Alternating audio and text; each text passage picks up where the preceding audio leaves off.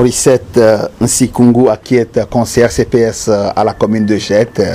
Vous êtes candidate aux élections régionales 2014, 7e suppléante à la région. Il est vrai que vous siégez au niveau communal dans une instance comme le CPS. Il est vrai que Bruxelles a beaucoup de défis qui l'attendent. Qu'est-ce qui a motivé votre candidature à ces élections régionales? Voilà, donc je vous remercie pour la question. Donc ma motivation est liée à mon parcours dans lequel l'emploi a été une de mes préoccupations. Donc je me suis engagée en politique pour l'emploi. Et donc c'est toujours ce fil conducteur qui me motive à chaque élection. Et donc il y a une maturation qui s'est faite également. Et donc je vais vous parler du projet que j'ai mis sur pied. Et donc l'emploi est également une priorité pour le CDH. Et donc je ne pouvais pas manquer à cette campagne-ci puisqu'on porte l'emploi. On a eu la ministre sortante, Madame Céline Frémaux, à l'emploi. Donc nous, notre axe, ce sont l'axe des 0-25 ans parce que c'est là où tout se passe. De la crèche jusqu'au premier emploi. Donc le CDH veut que le jeune qui rentre dans la vie active, s'il ne trouve pas tout de suite du boulot, il faut le prendre tout de suite en charge. Vous faites allusion à la garantie jeune? Oui, à la garantie jeune. Donc il faut tout de suite prendre ce jeune en charge, lui proposer quelque chose, lui proposer soit un stage, lui proposer soit une formation selon donc sa situation. Donc à côté de cela, parce que moi je suis une femme impliquée et engagée avec des idées. Donc à côté de cela, à côté de ce que le parti le programme arrêté pour l'emploi, moi il y a quelque part mon programme à moi. Ce programme à moi, c'est par rapport à un constat qu'on a fait, et Céline Frémaux, c'est une aussi de ses propositions. Il y a 15% d'offres d'emploi qui arrivent chez Actiris. Donc ce sont des chiffres Actiris. Donc 85% d'offres d'emploi, où sont-ils? Donc c'est vrai que ça passe par des sites comme Stepstone, Monster, etc. Mais il y a toute une partie qui rentre dans le réseau informel. Or, on sait que notre communauté, parce qu'on est jeunes installés ici, on a peu d'ancrage. Et donc on n'a pas un oncle quand on cherche un stage qui te dira oui, va chez Coca-Cola, j'ai un ami, voilà, je vais te recommander pour te faciliter pour ton stage. Ou un emploi, le jeune qui cherche un emploi, ben voilà, il y a telle entreprise, ben ton beau papa, voilà, à travailler là-bas, donc on peut facilement te faire rentrer. Et c'est cette idée-là qui m'a toujours trotté. Je dis oui, mais moi qui ai des enfants, il y a des informations que maintenant on a puisqu'on travaille dans les entreprises, et je me dis pourquoi pas créer notre réseau en allant chercher ces informations-là chez les subsahariens qui travaillent en entreprise, qui entendent tiens voilà on recherche un profil particulier. Ben moi je vais aller sur le site, donc la plateforme que j'ai créée Solidarité pour l'emploi, je vais aller mettre cette information sur le site, comme ça il est partagé à tout un ensemble de personnes. Oui, mais au niveau de Bruxelles, la question de l'emploi est une vieille maladie, oui. Et que aujourd'hui le monitoring socio-économique du Centre pour l'égalité des chances dit clairement que les gens ne sont pas engagés du fait de leur origine. Et il y a 48% d'étrangers qui ne sont pas engagés, et en particulier les subsahariens.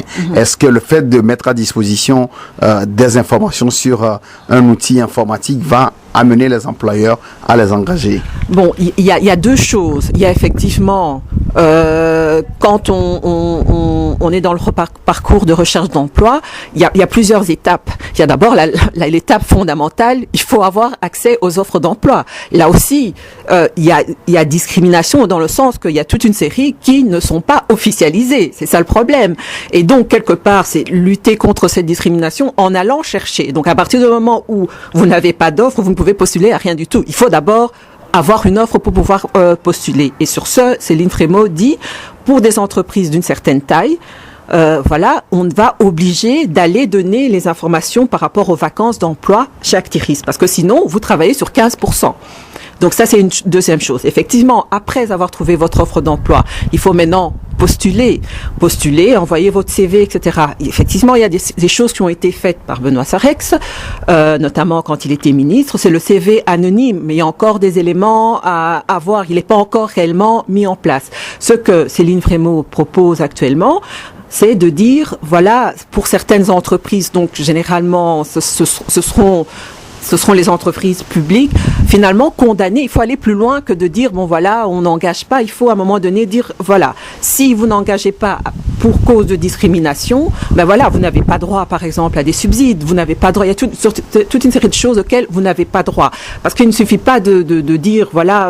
Est-ce que indépendamment des subsides, est-ce qu'il faut mettre le système de quotas? Bon, moi, personnellement, je sais que le système de quotas crée beaucoup d'émotions dans le monde politique.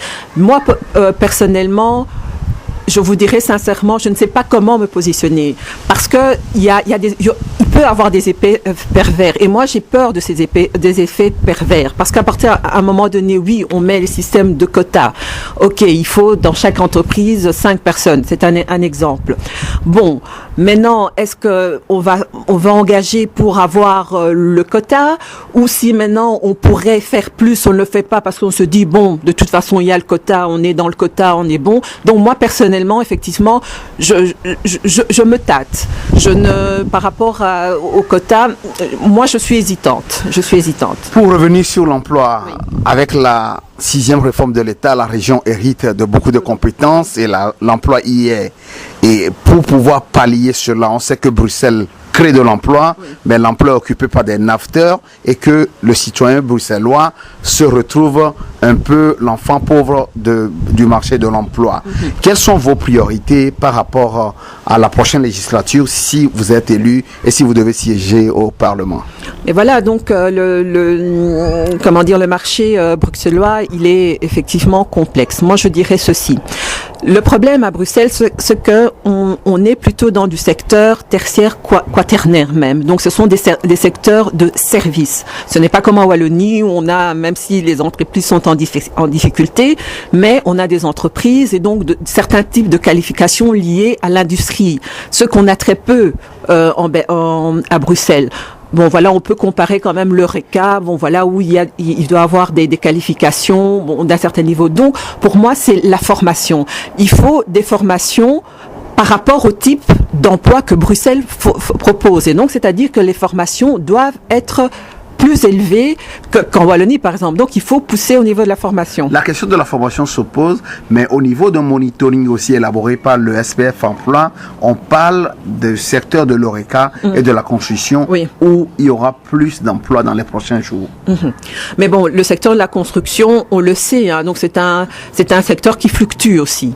Donc, aujourd'hui, bon, voilà, il peut avoir un boom dans la construction par rapport à la santé financière et disons de la machine de l'État, si je peux dire comme ça. Si l'économie marche mieux, les gens achètent, les gens rénovent, etc.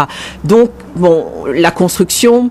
Pour moi, la construction n'est pas le secteur de la construction est fluctuant. Donc c'est un secteur qui est fluctuant par rapport à la santé financière, voilà, des entreprises qui doivent investir, qui doivent construire. En préparant cet entretien, je me suis rendu compte que vous avez développé quelques arguments, quelques points forts que vous allez embrasser, mettre sur la table à la prochaine législature. Pourquoi pas, puisque vous y êtes déjà. Je vais dire 3 mots ou 3 phrases. Favoriser le bien-être, favoriser la diversité dans les entreprises, miser sur la culture. Est-ce que vous pouvez expliquer pour l'auditeur ces 3? D'abord, miser sur la culture, parce que moi, je suis une personne, voilà, j'aime le théâtre, j'aime la culture, et je trouve que la culture apporte un plus à la personne.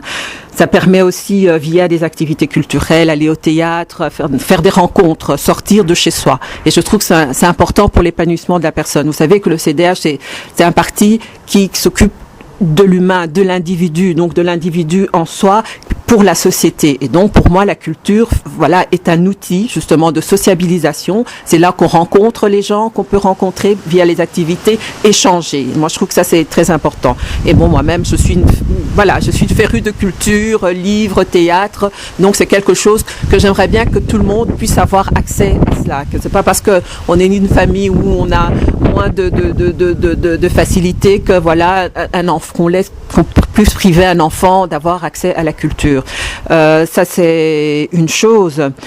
Et donc, la deuxième chose, d'abord le bien-être au travail. Bon, voilà, moi, en tant qu'expérience personnelle, bon, il y a un des jobs où j'étais, je dis, c'est très bien de trouver un travail. C'est vrai, c'est important parce que chez nous, il y a de la discrimination. Mais c'est aussi bien de s'y sentir. Parce qu'il y a la phase, c'est tout un processus, l'accès. Mais à partir du moment où on intègre, il y a aussi toute une série de problèmes d'intégration, de développement de carrière. Et je trouve qu'il faut, je comprends, hein, on met tous les paquets pour intégrer, parce qu'il faut d'abord être intégré. Et donc l'aspect bien-être, voilà, on laisse un peu de côté parce que bon, on se dit bon, la priorité que la personne intègre. Mais moi-même ayant vécu des expériences difficiles, je dis qu'il est important de mettre en place des outils. Pour que la personne puisse bien vivre le travail, accompagner, voilà, se faire accompagner, ou quand il y a des problèmes au niveau d'harcèlement, je veux dire qu'on soit plus strict ou plus réactif. Donc je sais qu'il y a des lois qui changent à ce niveau-là. Voilà. Des dispositions existent. Hein. Voilà. La personne de confiance jusqu'à aboutir à une plainte pour harcèlement sous différentes formes, morales, sexuelles. Voilà. Donc, mais qu'on puisse aller plus loin, parce que c'est important. On passe, je pense, 8 heures du temps de sa vie par jour dans son emploi. Et voilà, et il faut pas qu'on arrive à des situations qu'on a vues en France, comme des gens qui se suicident. Voilà, donc ça, je trouve que c'est vraiment important. Et donc, l'autre point, la diversité. Mais la diversité, je veux dire, c'est transversal. Hein, la diversité à l'emploi, la diversité partout. On est une ville multiculturelle. Quand on se promène à Bruxelles, il faut être aveugle pour ne pas le voir. Et donc, il faut vraiment trouver des socles. On parle de socles communs, mais c'est vraiment impératif parce que il y a plusieurs cultures. Il faut qu'on trouve quelque chose de commun pour pouvoir continuer à être ensemble, parce que sinon, ça devient un problème pour l'unité du pays. Donc il faut trouver des déclinaisons par rapport à aux différentes cultures pour dire voilà, mais nous on converge tous vers ça, c'est ça notre ciment, c'est ça qui nous unit. Donc voilà. Que pouvez-vous dire à l'électeur indécis qui hésite à porter son choix sur vous? Sur moi, bon voilà, donc je ne sais pas si ma voix le fait percevoir. Je suis une personne en tout cas engagée, dynamique, volontaire, déterminée. C'est ça qu'on dit de moi, volontaire, déterminée, etc. Et quand je me suis fixé un objectif, je fais tout pour l'atteindre. Donc vraiment, avec moi, on peut relever de grands défis. Donc c'est pour ça que je demande qu'on me soutienne. Ouais. Merci, bonne campagne. Merci.